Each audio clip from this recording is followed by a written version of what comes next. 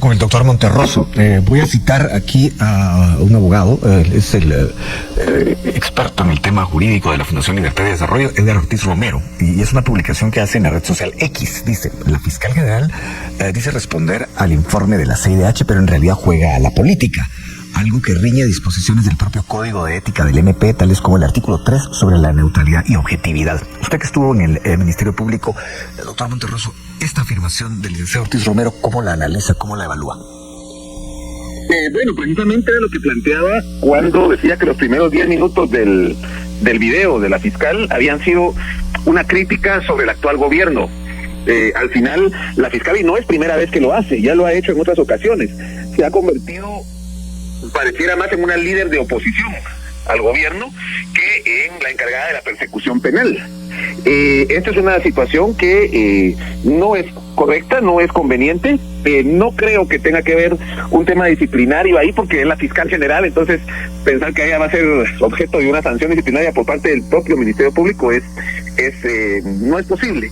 Pero donde ella es la máxima autoridad, antes cuando estaba el Consejo se podía pensar en eso, pero sí es una actitud muy fuera de lugar para un funcionario público que está encargado de hacer cumplir y velar por el cumplimiento de las leyes, la persecución penal, ponerse a opinar sobre la gestión política de un presidente, ¿verdad?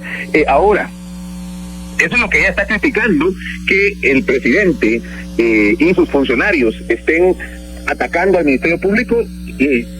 Es lo mismo que ella está haciendo, solo que en el caso del Ministerio Público, como es una institución autónoma y goza de independencia en sus funciones, esto lo quiere llevar ella a un grado de incumplimiento de un amparo provisional otorgado.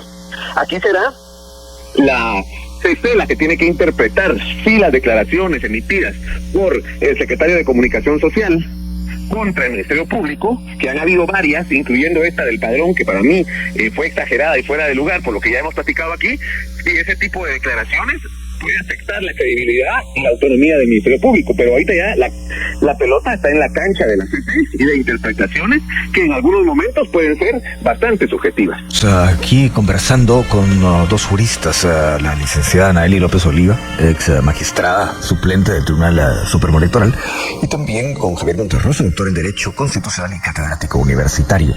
Estamos hablando de varios temas, por ejemplo, del hecho de que el Ministerio Público disponga, luego de llevarse una computadora del TSE del padrón electoral. Ellos ya han opinado al respecto. También hablamos, y vamos a hablar, de las recomendaciones de la CIDH, y más adelante también, espero nos dé tiempo, del mensaje que emitió ayer la fiscal general Consuelo Porras, que duró 17 minutos. Así que continuamos con la charla, pero antes leo un par de mensajes. Tengo varios mensajes acá relacionados con lo que ustedes han opinado del padrón electoral. Por ejemplo, Jaime Mendoza dice lo siguiente: algo más preocupante es a quienes más pueden dar copia de esa base de datos. Se refiere al tema del padrón. ¿Y qué tipo de ciberseguridad es una laptop con el padrón general? Eso debía de estar en un servidor seguro, dice, y con accesos restringidos, no en una computadora normal, personal. Manuel Orellana dice, el problema no es que el Tribunal Supremo Electoral tenga copia del padrón, no. El problema es que esos datos sensibles que ya no están exclusivamente en el TSE se pueden usar de mala fe, aparecer en la dark web, por ejemplo. Y hay quienes dicen, es bueno, en este caso estoy hablando de Carlos Ignacio, dice, es bueno de algún modo que se sepa que esto no es peligroso. Forma, fondo son diferentes. ¿Qué opina de lo que dicen algunos oyentes? Dice López Oliva. El artículo 225 de la Ley Electoral y de los Partidos Políticos dice que el padrón es público y no hace excepciones. Es decir, no dice que el Tribunal Supremo Electoral deberá quitar los datos sensibles. No. Dice el padrón electoral es público y deberá otorgarse a los interesados, a quien lo solicite. Es decir, es una forma de transparencia y los partidos políticos lo han obtenido desde la magistratura, desde la presidencia del Tribunal Supremo Electoral de la licenciada Eugenia Villagrán. Entonces, ella fue la primera que se los entregó a los partidos políticos a solicitud de ellos para poder determinar el número de afiliados o el número de votantes que habían por municipio o por departamento, lo que ellos quisieran, ¿verdad? O sea, para hacer su trabajo de propaganda y de reclutamiento. Entonces, creo que si la ley electoral dice que es público, es público. Que el Tribunal Supremo Electoral, por protección a ciertos datos, quitaba la dirección de los ciudadanos para entregarlo a los partidos políticos, ese es otro tema, ¿verdad? pero es quizá la excesiva protección, pero luego nos damos cuenta que ese dato precisamente dejó de ser sensible cuando la publicidad de los datos, cualquiera puede solicitar electrónicamente una certificación de mi DPI y ahí viene todo, ¿verdad? Entonces creo que nos hemos exagerado en decir que fue un secuestro y una violación, etcétera, etcétera, etcétera. Entonces no está bien la forma en que se sacó, no está bien la poca seguridad que tenía el tribunal para conservar el padrón, pero que lo tenga no afecta ningún derecho humano ni debe afectar nuestra seguridad. ¿Añade algo a esto, doctor Monterroso? No, creo que sobre ese tema pues ya hemos abordado de que no es algo secreto. Entonces no tiene mucho sentido. Ya. Entonces paso a otro tema que siempre está vinculado. Doctor Monterroso, ¿qué opina usted de ese video de anoche, 17 minutos, de la fiscal general Consuelo Porras, en que presenta pues habla de una debida ejecutoria en la CC, de un amparo provisional que se le concedió en mayo, con el que buscaba no ser removida del cargo, y dijo otras cosas, pero esto ocurre precisamente el día que Guatemala se gana una medalla olímpica de oro. ¿Cómo ve usted esa situación? Bueno, no creo que haya relación directamente con la medalla olímpica, creo que es una reacción de la fiscal general directamente hacia las recomendaciones de la CIDH y hacia las reacciones del gobierno ante las recomendaciones, ¿verdad? Porque recordemos en primer lugar que el gobierno es el que invita a la Comisión Interamericana de Derechos Humanos a Guatemala para hacer una visita. Es decir, fue el gobierno, una acción del gobierno, por eso vinieron. Y cuando ellos dan su conferencia, pues dan bastante énfasis en lo que se ha hablado muchas veces en este programa y en otros círculos, en todos los círculos, la criminalización que están sufriendo varias personas en Guatemala por parte del Ministerio Público. Luego viene Santiago Palomo y reacciona diciendo que sí, que están de acuerdo con lo que dice la CIDH y que por eso insta al Congreso a modificar la ley orgánica del Ministerio Público para reencauzar las acciones del Ministerio Público. Entonces creo que el video de ayer, igual que la debida ejecutoria del amparo, es reacción a todo lo anterior, ¿verdad? La fiscal se sintió atacada, se sintió que es una acción del gobierno vinculado con la Comisión Interamericana de Derechos Humanos para afectarla. Entonces por eso pide esta debida ejecución. Ahora ya dependerá de la Corte de Constitucionalidad determinar si las declaraciones de Santiago Palomo, si las acciones de el Procurador General de la Nación y del Secretario General del Ministerio Público y del Ministerio de Finanzas Públicas y en última instancia del Presidente de la República realmente están afectando la autonomía y la independencia del Ministerio Público, o si son digamos parte normal del ejercicio de sus funciones, ¿verdad? Y ahí habríamos que diferenciar, pero no, en el video no se explica esto, sino habrá que leer ese memorial de 200 y pico de páginas que presentó la fiscal con todo y las pruebas y los informes que presenten los diversos ministros, y de verdad hay una afectación o no a la autonomía, o solo son críticas. Y en todo caso, si son funcionarios públicos, ¿hasta qué nivel pueden criticar a otros funcionarios públicos? Porque de los 17 minutos, los primeros 10 minutos más o menos era la fiscal criticando la labor del presidente de la República. Y le pregunto algo, doctor Monterroso. Ella dice que deben quedar separados ipso facto varios funcionarios. ¿Usted le ve futuro a eso? Depende si se determina. Por ejemplo, el ministro de Finanzas, que ya la Corte de Constitucionalidad en mayo le había ordenado que no podía afectar la independencia económica del Ministerio Público.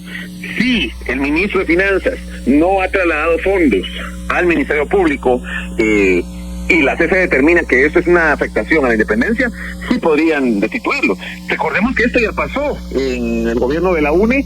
La Corte de Constitucionalidad destituyó al ministro de Educación, Bienvenido Argueta, porque este se negó a proporcionarle a Ninel Montenegro los listados de las personas beneficiadas por Mi Familia Progresa.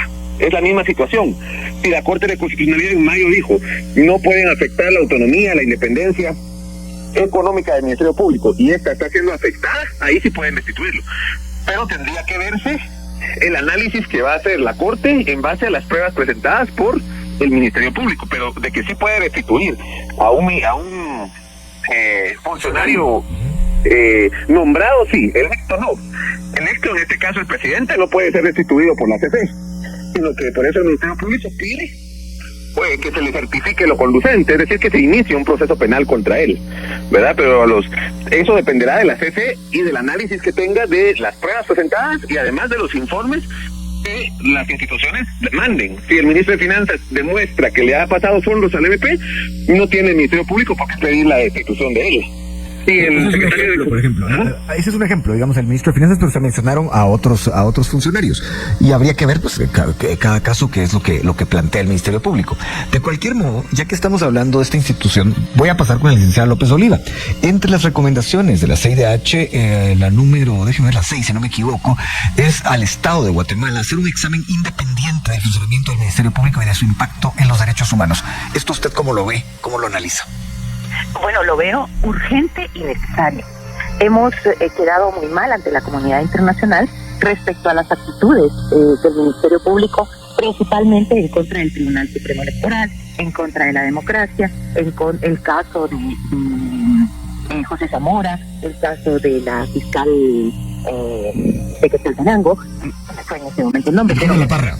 Virginia La Parra, es decir, fueron casos horrendos, es decir, manejados de una manera poco, sin respetar el debido proceso, sin respetar la presunción de inocencia y sin respetar el derecho de defensa. Entonces, creo que esos son derechos humanos esenciales en el ejercicio del poder público y principalmente en el ejercicio del poder del Ministerio Público, que lo que lleva es la bandera de la parte acusatoria dentro de un delito. Creo que sí es importante tal vez no llamar al orden, porque eso sería demasiado. Como ella está pidiendo que se destituya a ciertos funcionarios y a los que le hacen estorbos, si se quiere, pero yo creo que sí, el Estado tiene que ejercer vigilancia sobre esos actos, aunque todos los actos malos que han hecho se han denunciado, tanto por el señor presidente como por la población en sí, y han quedado en nada, ¿verdad? Porque las actuaciones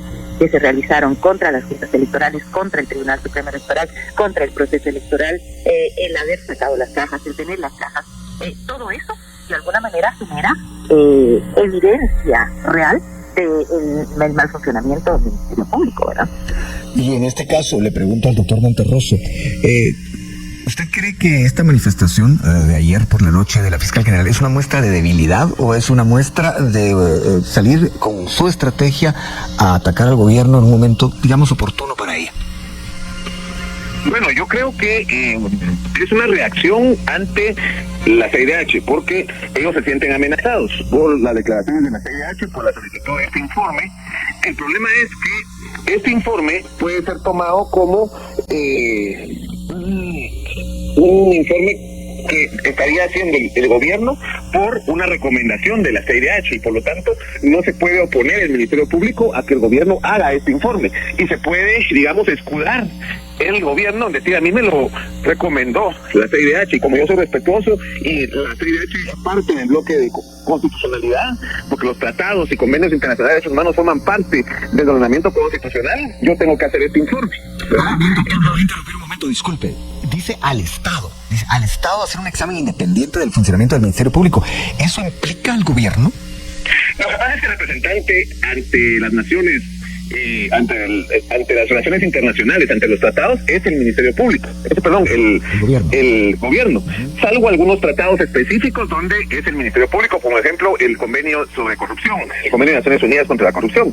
Pero en todo lo demás es el gobierno central el que lleva las relaciones internacionales. Entonces, aunque el mandato es al Estado, en realidad es el gobierno el que hace este informe, ¿verdad? Podría convocar al organismo judicial también, pero en realidad es un informe que va a hacer el gobierno. Entonces, es un examen independiente, así es como lo recomienda la CIDH.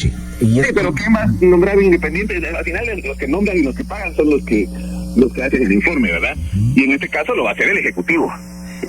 Entonces yo siento que la fiscal se siente amenazada y plantea esto, pero al meter al ministro de Finanzas está por eso hablando de algo económico, y al meter al procurador y al secretario general puede ser por la denuncia interpuesta contra ella en algún momento, ¿verdad? Entonces está aprovechando para atacar a todos los que lo han atacado desde el Ejecutivo.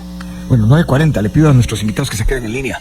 Vamos a la pausa y regresamos para las conclusiones. Agradezco mucho que se hayan quedado en línea nuestros invitados, la licenciada Anaely López Oliva y el doctor Javier Monterroso. Estamos haciendo un análisis acerca de las recomendaciones de la Comisión Interamericana de Derechos Humanos, cuya delegación estuvo en el país hace unos días, la semana pasada para ser exacto. También hemos platicado acerca del hecho de que el Ministerio Público se dio una computadora del Tribunal Supremo Electoral con el padrón, y también hemos analizado y hemos platicado acerca de este video de 17 minutos que emitió ayer el Ministerio Público, en el que la fiscal general Consuelo Porras dice varias cosas en relación con, pide la debida ejecutoria de un amparo que se le concedió por parte de la CC en mayo, y también habla incluso del retiro ipso facto de varios funcionarios. Así que, siguiendo con el tema, la licenciada López Oliva, quisiera preguntarle algo en relación con las recomendaciones de la CIDH. La número 10 dice restablecer la institucionalidad según los acuerdos de paz. ¿Qué entiende usted por eso? Bueno, en los acuerdos de paz lo que más hubo era la solicitud de un trato igualitario de los grupos étnicos, de los grupos indígenas, que eso es realmente importante. Luchar por la igualdad, luchar por el acceso a la justicia de una manera libre. Creo que lo que más se aprecia de los acuerdos de paz es en la lucha por la igualdad de estos grupos en el trato en el área social. Entonces, creo que cuando ellos recomiendan que tratemos de equiparar y de luchar por eso, es precisamente porque el avance no ha sido precisamente el esperado, ¿verdad? Entonces, creo que esa es la médula, el no trato igualitario que ha existido del sistema de justicia para estos grupos. Para hacer alusión a los acuerdos de paz, ¿no le parece interesante en el contexto actual? Por supuesto, es decir, lo que pasa es que los acuerdos de paz tienen ya cuántos años de haber sido firmados, desde el 96 y para acá, y no se ve un crecimiento, un respeto, un cumplimiento de los mismos, sino fueron en el periodo de urge que se firme algo interesante, algo bonito. Y acuérdese también que hay un tema respecto a los acuerdos de paz, que usted ve todas las leyes tributarias y empiezan diciendo que en aras del cumplimiento de los acuerdos de paz, pero acordémonos que estos acuerdos de paz no fueron aprobados por la población. Esa consulta popular ganó el no. Entonces ahí hay un problema de poderlos incorporar al 100% a la ley, pero también hay un problema de conciencia que sí debiéramos los ciudadanos velar porque se cumplan, velar porque esos acuerdos no sean papel manchado de tinta, sino sean un compromiso legítimo de la sociedad para lograr la paz y esos conflictos sean cada vez menos. Bueno, nos queda poco tiempo, creo que debemos abordar ya las conclusiones de esta charla, en la que hemos tocado diversidad de temas de la coyuntura, sobre todo de la justicia del país y de lo que viene a las puertas o que está ya en camino, que es la renovación de cortes. Licenciada López Oliva, en esta pugna que hay, está muy claramente planteada entre el Ministerio Público y el Ejecutivo, ¿quién siente usted que está haciendo sentir más su narrativa? ¿Qué narrativa se está imponiendo según su análisis?